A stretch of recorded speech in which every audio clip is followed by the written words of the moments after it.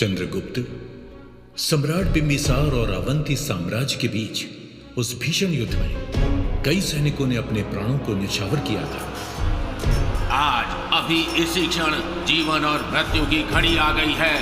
साथियों, इस राष्ट्र भूमि के लिए अंतिम सांसें लेने की घड़ी आ चुकी है। आज हम उन्हें इसी मिट्टी में समाहित कर देंगे या फिर स्वयं वीर गति को प्राप्त हो जाएंगे।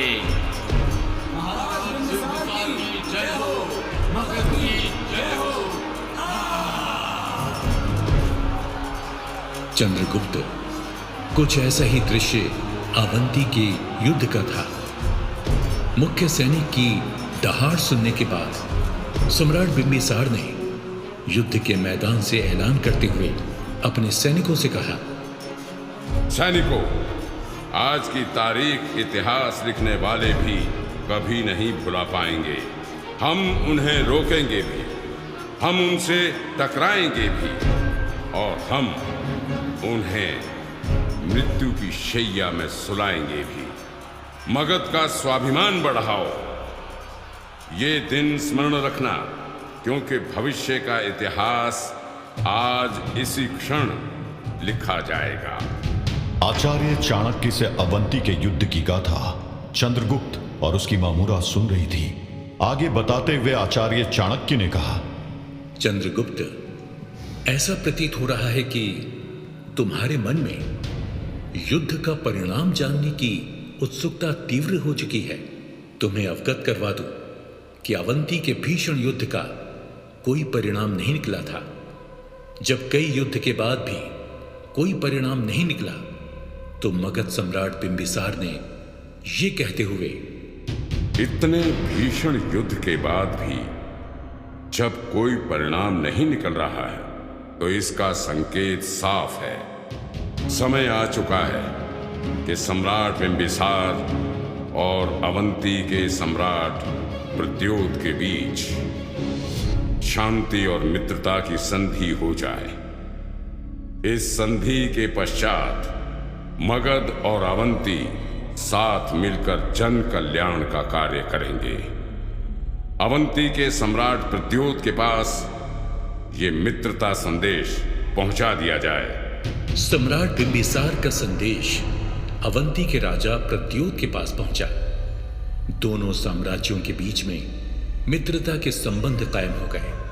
इसी के साथ सम्राट बिंबिसार ने कहा था, जिसे आप पराजित ना कर सको उसे अपना मित्र बना लो। यही राजधर्म है। कहानी के इस मोड़ पर आपको बता दें कि महाराज बिंबिसार की ग्रेटेस्ट अचीवमेंट थी उनका बनाया हुआ एडमिनिस्ट्रेशन। माना जाता है कि बिंबिसार के दौर में मगध साम्राज्य में 80,000 गांव हुआ करते थे। हर गांव की अपनी एक असेंबली भी थी, जिसका एक विलेज एडमिन हुआ करता था, जिसे सभी लोग ग्रामक नाम से बुलाते थे। पाली ग्रंथों के हिसाब से गांव के मुखिया को ग्रामक कहा जाता है। आपको बता दें कि बिहार राज्य के राजगीर में महान राजा बिंबिसार के नाम पर बिंबिसार जेल भी है। ये जेल अजातशत्रु किले के अंदर बनी हुई है। ये जेल पत्थर के खंभों और ऊंची दीवारों से घिरी हुई है। इस बारे में बात करते हुए हिस्टोरियन सोनालेखा कौर कहती हैं कि बिहार प्राचीन समय के बौद्ध और जैन धर्म के केंद्र के तौर पर प्रसिद्ध है। चाणक्य, चंद्रगुप्त मौर्य और सम्राट अशोक भी बिहार से ही ताल्लुक रखते हैं। बिहार के बोध गया में गौतम बुद्ध को निर्वाण यानी ज्ञान प्राप्त हुआ था। जैन धर्म के संस्थापक महावीर जैन का जन्म आज के वैशाली जिले के कुंडग्राम में हुआ था। हम जिस राजा की बात कर रहे हैं वो मगध साम्राज्य के सम्राट बिंबिसार थे। इन्होंने ही हर्यक वंश की स्थापना की थी। बिंबिसार के शासनकाल की बात करें तो ये 558 बीसी से 491 बीसी तक था। इतिहास में बिंबिसार को श्रेणिक नाम से भी जाना जाता था। कहते हैं पहले बौद्ध धर्म के अनुयायी थे, लेकिन अपनी पत्नी चिल्लमा के उपदेशों से प्रभावित होकर अंतिम समय में उन्होंने जैन धर्म को अपना लिया था। ऐसे देखा जाए तो बिंबिसार की 3 प्रमुख पत्नियां थीं।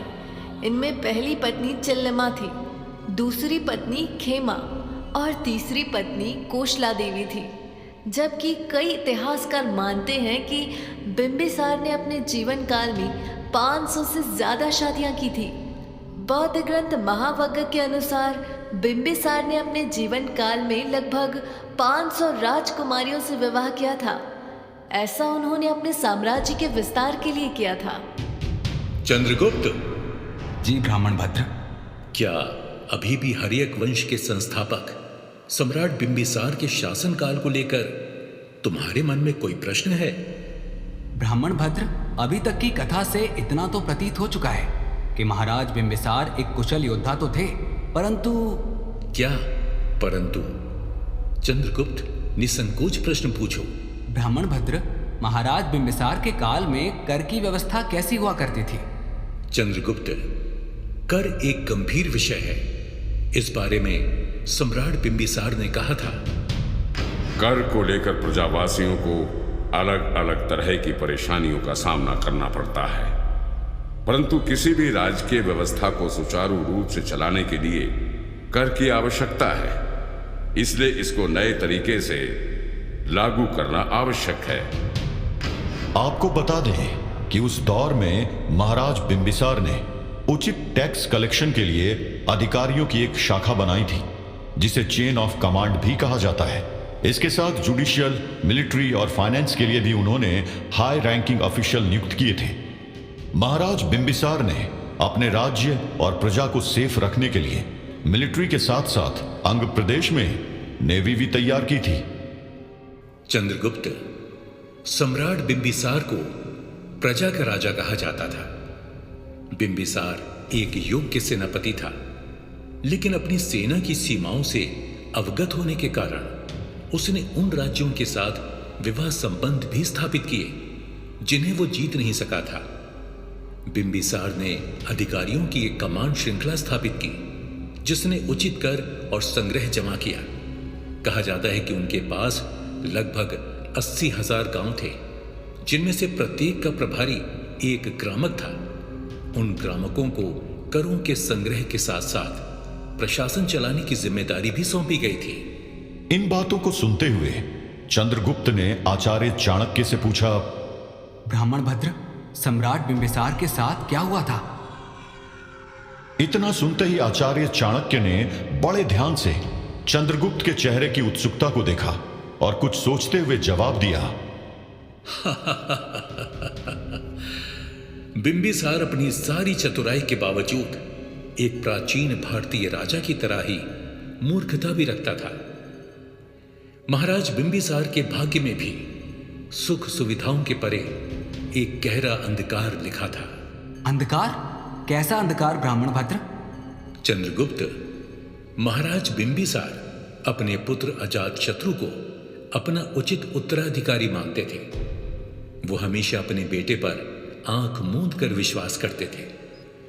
अजातशत्रु बहुत छोटी उम्र से ही महत्वाकांक्षी था।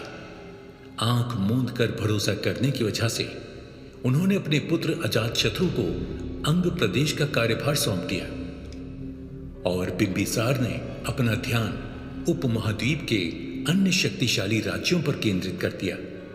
अपनी जिम्मेदारी का निर्वाह अजातशत्रु ने कुशलतापूर्वक किया, परंतु महत्वाकांक्षी अजातशत्रु की दृष्टि अपने पिता के सिंहासन पर पड़ चुकी थी। महात्मा बुद्ध के विरोधी देवदत्त ने अजातशत्रु को महाराज बिंबिसार के विरुद्ध बहुत उकसाया। उसने कई बार अजातशत्रु के कान भरे और उकसाते हुए कहा, युवराज की जय हो, अंग प्रदेश के कर्ता धर्ता अजातशत्रु की जय हो। कब तक आपको मात्र युवराज कहकर पुकारना होगा? मुझे मगध का भविष्य दिखाई दे रहा है और उस भविष्य के क्षितिज में एक ही नाम है, और वो नाम किसी और का नहीं बल्कि महाराज, जी हां महाराज, अजातशत्रु का है। जी हां युवराज, अब समय का वो काल आ चुका है जब आपको महाराज की गद्दी ग्रहण कर लेनी चाहिए। उसके लिए वर्तमान महाराज बिंबिसार को मृत्युशैया पर लेटना होगा। मृत्युशैया पर। क्या देवदत्त की बात अजात शत्रु ने मान ली थी? ब्राह्मण भद्र उत्तर दीजिए, क्या हुआ था महाराज बिंबिसार के साथ? ब्राह्मण भद्र बताइए, महाराज बिंबिसार के साथ क्या हुआ था? चंद्रगुप्त, अजात शत्रु अपने कानों का कच्चा था। फिर मगध की धरती ने वो देखा जिसका इतिहास शताब्दियों तक नहीं भुलाया जा सकता। एक पुत्र अजात शत्रु ने अपने ही पिता महाराज बिंबिसार की हत्या कर दी। नहीं नहीं नहीं पुत्र नहीं, तुम निरंकुश शासन की दिशा में आगे बढ़ रहे हो। तुम पितृ हत्या के पाप से कभी बाहर नहीं निकल पाओगे। हे प्रभु, इसे सही दिशा दिखाना।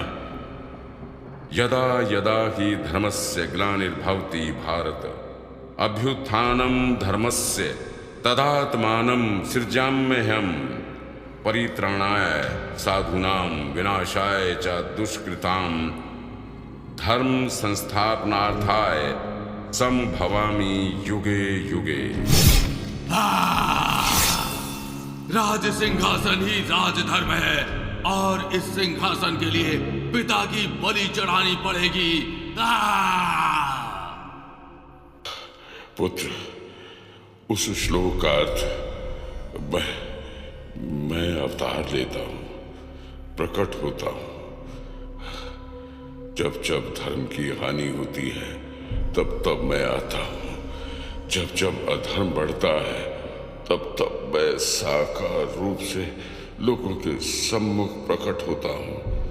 सज्जन लोगों की रक्षा के लिए मैं आता हूं।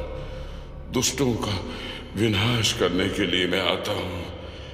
धर्म की स्थापना के लिए मैं आता हूं और युग युग में जन्म लेता हूं।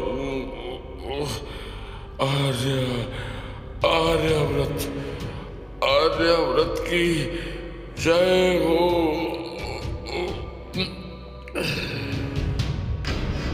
अजातशत्रु बहुत छोटी उम्र से ही महत्वाकांक्षी था और उसे अन्य कारकों द्वारा भी पितृ हत्या करने के लिए उकसाया गया था। बौद्ध स्रोतों के अनुसार गौतम बुद्ध के दुष्ट चचेरे भाई देवदत्त द्वारा अजातशत्रु को लगातार गलत सलाह दी जा रही थी।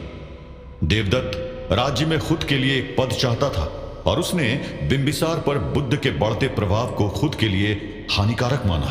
हालांकि जैन स्क्रिप्चर्स के अनुसार एक बात यह भी कही जाती है कि अजातशत्रु ने केवल अपने पिता को बंदी बनाया था और एक किंवदंती यह भी है कि बिंबिसार ने कैद होने के बाद खुद की जान ले ली। जो भी हो, कौशल राज्य से बिंबिसार की रानी भी कुछ ही समय बाद या तो शोक में आत्महत्या करके मर गई। अजातशत्रु को जल्द ही अपनी गलती का एहसास हुआ और उसके बाद माना जाता है कि वो गौतम बुद्ध से मिला था। इस घटना को भारत के भरहुत से प्राप्त एक प्रतिमा में दर्शाया गया है, जो अब कोलकाता शहर में भारतीय संग्रहालय की गैलरी की शोभा बढ़ा रही है।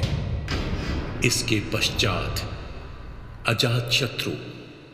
ब्राह्मण भद्र, इसके पश्चात क्या हुआ था अजातशत्रु के साथ? क्या उसके साथ भी कोई गहरी साजिश हुई थी? बंदी। अब इस समय किसने दी थी आचार्य चाणक्य की जीवन में दस्तक? क्या इस दस्तक के पीछे किसी मुसीबत की आहट थी? और क्या हुआ था महाराज बिंबिसार की मौत के बाद मगध राज गद्दी के साथ? किसने बनाया था अजातशत्रु को बंदी? अब इस महागाथा में आने वाला है नया और रोमांचक मोड़। इसीलिए सुनते रहिए आचार्य चाणक्य की गौरव गाथा।